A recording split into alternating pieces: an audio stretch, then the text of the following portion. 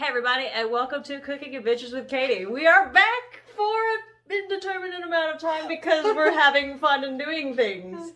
This is Olivia. Hi. And we are going to be making, what is it, cheese puff pastry, cheese puff straw thing, delicious tasties, and we're going to be having tortas. But with the tortas, we have a choice of beef of some sort, which you cannot have. So we've got braised carnitas that we will be making, so pork. You also have the choice of beef tongue, which but then you also have the option of just ham or chorizo. So we're going to be doing the braised carnitas, which will take like an hour. Sounds good. So we'll kind of be doing this and also having the alcoholic beverages, because sure, why not? Pumpkin, because it's October. Apple, because it's also apple season. So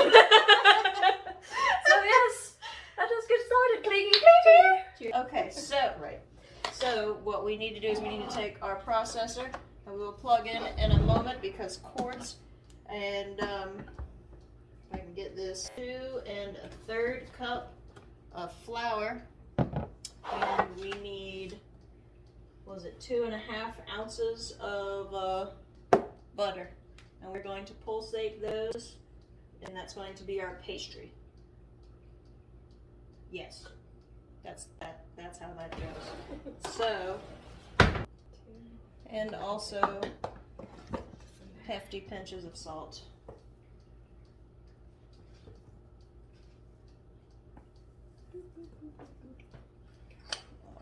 Alright, and then we put the lid on and pull. Now, ideally we want that butter to be in small cubes, but it's in there. We're making it work. Yes. Oh, because that's not plugged in. So once we hit a certain point, also excuse the light, there's only so many plugs. We need 3/4 cups of water to pour in here, but we want it to be cold, and because I am silly and did not prepare an ice cube in my water to make sure it's cold, this is what we do.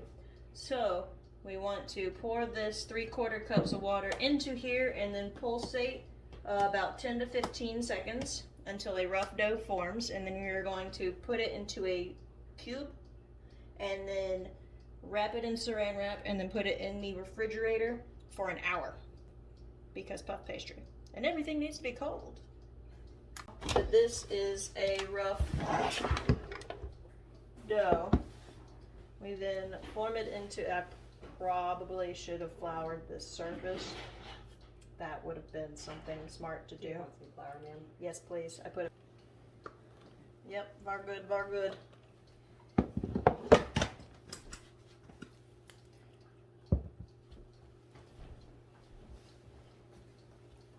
So, having a floured surface keeps everything from sticking. But we will take this,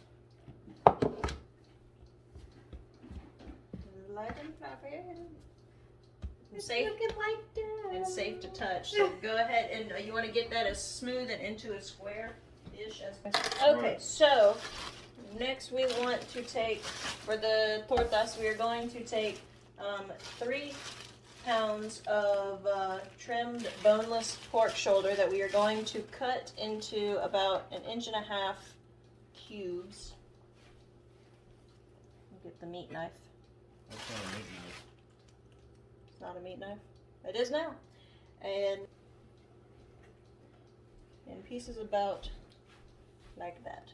Okay, so then we have our 3 pounds of pork shoulder, and we've got 2 cups of water. We've got the zest of an orange, but peeled in long strips with a peeler. I see.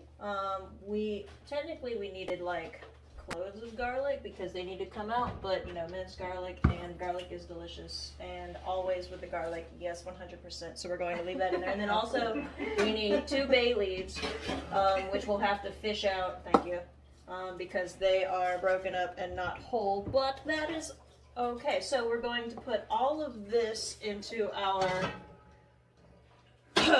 Dutch oven, and we are going to put it on, we're going to bring it to a boil, reduce it, and simmer, and cover for an hour and a half. Alright, so to continue on with the puff pastry while that is cooking on the stove in totally the same pot that we just used earlier, we are going to take 3.5 sticks of butter, or 14 ounces, or 395 grams, whichever you're using, and we're going to put them in the processor with 1 cup of flour, and this is going to be our butter mixture for the puff pastry. Oh, also, this butter, you want it to be very cold. Like with puff pastry, you want things to be very cold to prevent the butter from basically melting into the dough. And so you'll have all of these buttery layers in between. So this actually we just pulled out of the freezer.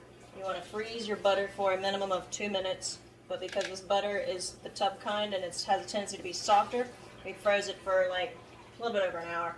Yeah. So there's that. So then we'll add our cup of flour, and we want to process this, and we will pull it out and then put it into the fridge and pull out the dough, and then we'll be able to roll that out and get things going in that regards.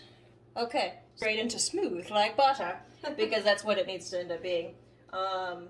We're going to pull this out and then put it into the fridge in saran wrap.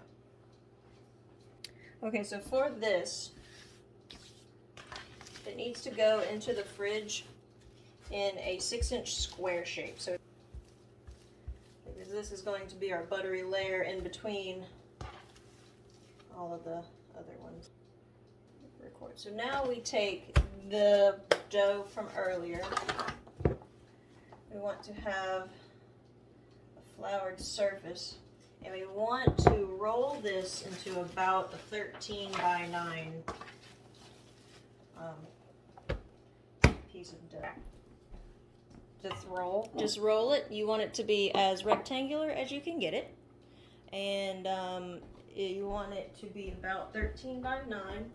Let's get just a smidge. That'll help. And then pick it up and turn it around as you need it. Spread around more flour as you need it.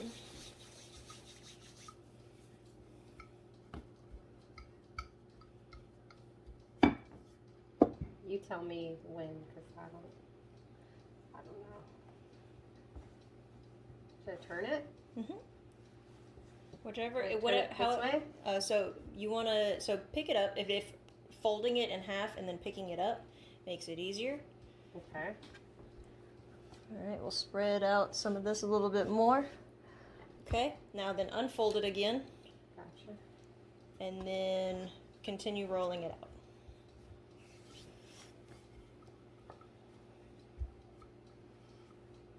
That's okay.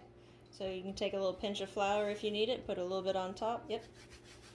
That'll help keep that from sticking to the rolling pin. If you want to take some flour and put it on the rolling pin, that'll also help too. Okay.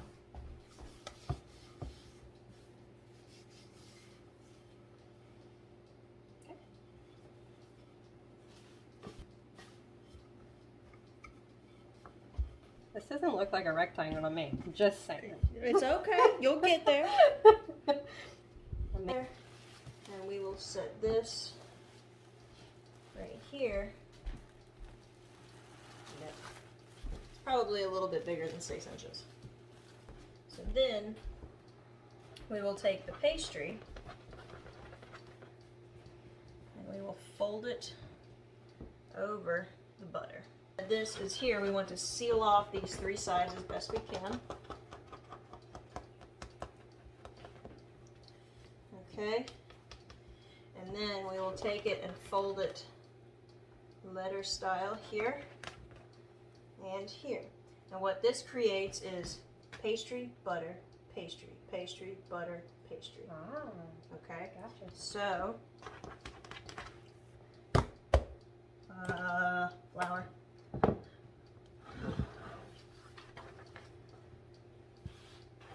And then we want to roll it out and then fold it one more time in that same trifold. Doing our very best not to let the butter come out of the pastry.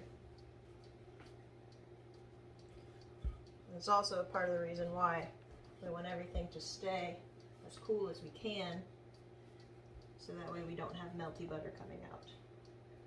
Will that always be the case? No. Right, we got some butter right there. But as best we can. Here, take it, fold it down, take this, fold it up, and then, we poke it once because that's how many times we've done this so far. Okay. And saran wrap it, and we'll put it into the refrigerator for 30 minutes, but we're gonna put it into the freezer for about 10 minutes. Because it's 8:30 and we would like to eat dinner before midnight.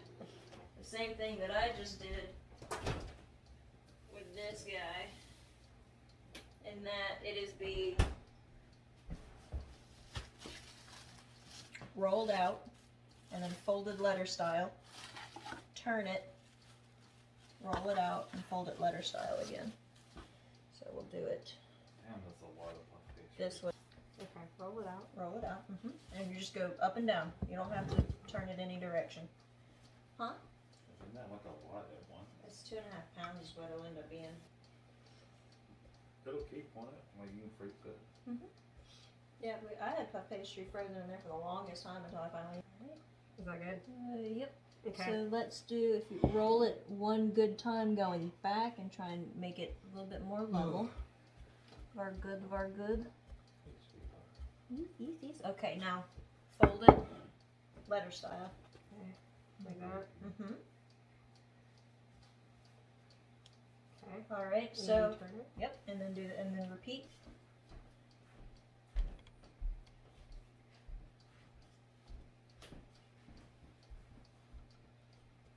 Put flour right on that little butter section. It's emerging. It's trying to escape. So then once we'll do this, so let's see. Good? A little bit more? Yeah, it should be good. Okay. So then we'll letter fold it, poke Okay. it twice to say that this is the second time, and then we'll put it back in the freezer for the 10 minutes. Okay, so while this is waiting Yes. for in the freezer, Yes. we're going to put the rack in the oven. We want one at the very top and one at the very bottom, and we're going to put the oven to 375. Have this out of the fridge, so or out of the fridge for 30 minutes or the freezer for the 10 minutes. So we're going to roll this out. This will be our third time. Actually, what I will do right now before we move any further is cut this, fold it here, and then roll. And this can go into freezer. So now in our butter and flour layers, we have all of the butter is everywhere. It's not supposed to do that. It's because I cut it. Oh, look. Problem solved. More flour. It's fine. Do not worry. Now what we'll do is a splash of water.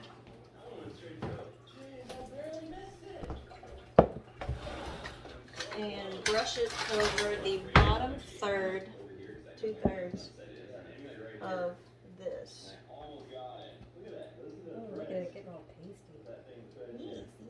Is that like acting as almost like a glue? So that water acts like a glue, but then also rolling everything together also pushes it into the pastry as Gotcha. well. Alright. We'll fold this here. And then we fold this here. And now we let it sit for that last 10 minutes and then it goes into the oven. Okay. Okie dokie. So then now that this has rested for a little bit,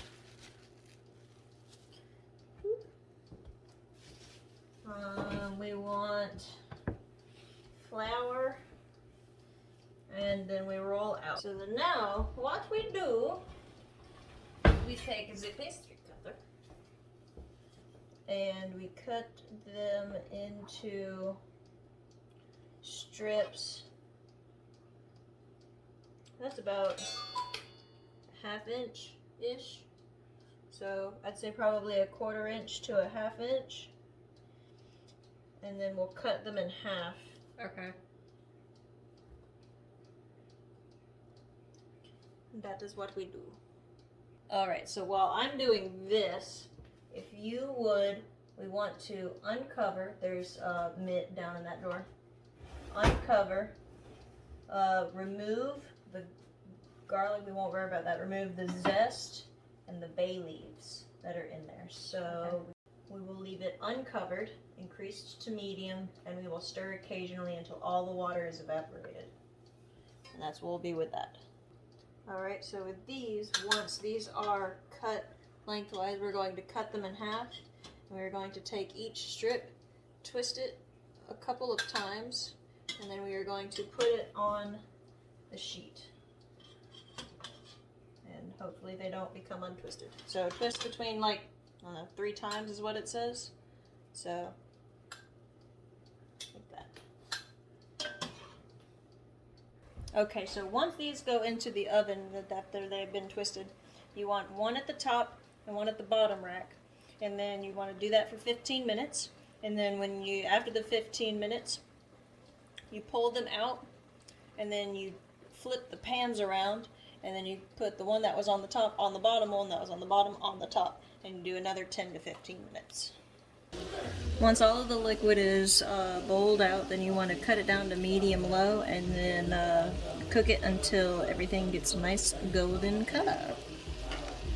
Alright, so those are in there. Those have about 10 minutes left. This is being browned, so we're going to let that go. So what we're going to do is we're going to take 4 jalapenos on a dry pan. We're going to turn this on medium, and we are going to put these on here and toast these, turning them slowly until they are black and bubbly and crispy on each side. Okie dokie, so once the jalapenos are roasted, you can, if you put the jalapenos in a plastic bag and rub them around, you can get all that char off if you so desire. Otherwise, once they're at this point, you cut off the tips and then you stand it up like this as best you can. And this is a terrible angle because that's the back of it. But here we go. Cool, you can see. You just stand it up and slice it down and do your best to just get the skin, and you'll get as little of the interior as possible if you cut. But yeah, so that is what we do with these. Otherwise, you want to toast the bread, put the mayonnaise on the top and bottom, refried beans on the bottom if you so desire, and then we have tomatoes, lettuce, avocado, and onions, and then just stack up your sandwich. Yeah. So, next time y'all come over, Bobby play. Oh, it looks like a small sandwich, but there we go.